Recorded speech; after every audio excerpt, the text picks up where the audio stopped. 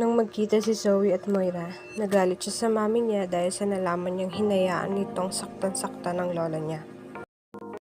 Pinamukha naman ni Moira sa anak niya na hindi na ito apo ni Lolo Pepe, kaya tinapon na din ito na parang basura na sana na hindi na ito naaawa sa matanda. Umiiyak naman si Zoe habang sinasabi sa mami niya na hindi totoo ang mga pinagsasabi nito. Dinalhan niya ng pagkain ang lolo niya at para kamustahin na din ito. Awang-awa ito sa kalagayan ng lolo niya. Muling narinig ni Carlos na pinag-uusapan na naman nila Annalyn, Giselle at RJ si Zoe. Kaya naman sumingit ito at takang nagtanong na nawawala si Zoe. Tanong naman ni Giselle na kung ano naman kay Carlos kung nawawala si Zoe.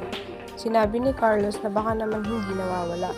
Baka umiiwas lang ito sa mga taong pinaghihinalaan siya. Nagtataka si Giselle dahil napaghahalataan niya ito na parang panig na panig kay Zoe, samantalang wala naman itong kaugnayan dito. Agad na nilinaw ni Carlos na hindi siya pumapanig kay Zoe at wala siyang connection dito.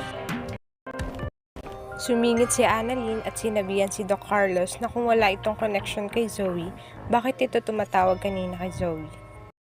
Samantalang, napagbuksan naman ni Lynette sila Harry ng pinto kahit na may mga taong mansasama ng loob sa bahay nila. Nakiusap si Harry na kung pwede maki-CR siya dahil hindi na nito mapigilan. Sinubukan pa ni Lynette na pigilan nito na tuluyan makapasok dahil baka mapahamak din nito pero tumakbo si Harry papuntang banyo.